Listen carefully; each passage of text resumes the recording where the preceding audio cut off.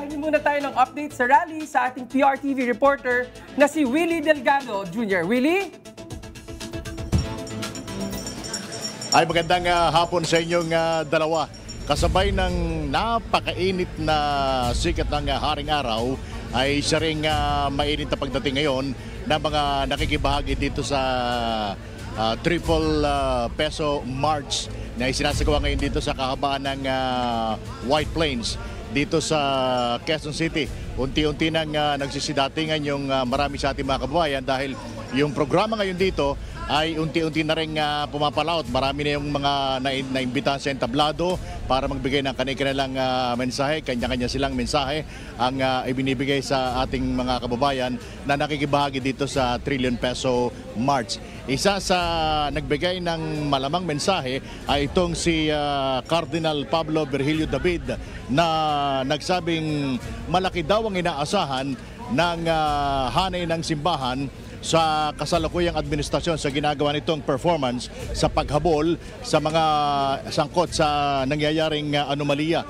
Para kay Cardinal David, total reset para sa kanya ang dapat na ginagawa ngayon ng administrasyon ni Pangulong Bongbong Marcos Jr.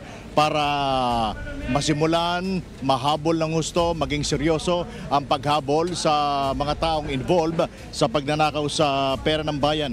In fact, maganda Anya, yung naging indikasyon nitong kamakailan ay pagsasoli nitong si Henry Alcantara, isa sa mga sangkot sa flood control project ng 110 million pesos na kabilang doon sa kanyang sinasabing nakulimbat sa pera ng flood control project.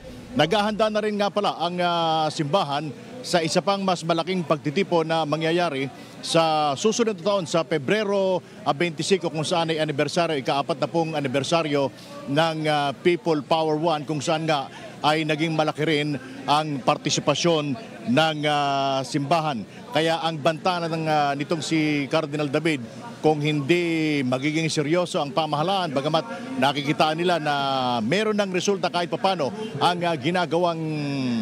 ginagawang investigasyon, ang mga napanumpaan ng kasalukuyang administrasyon na habulin ang mga involved sa flood control project. Kinakailangan maging seryoso rito, maging tapat at magkaroon ng resulta na siya namang makatanggap-tanggap para sa taong bayan. Tama na raw yung pork barrel dahil sa dapat yung perang inilalaan ng gobyerno sa mga proyekto ay dapat ay napupunta sa proyekto at dapat ay pinapakinabangan ng taong bayan. Balik sa inyo dalawa. Maraming salamat, Willie!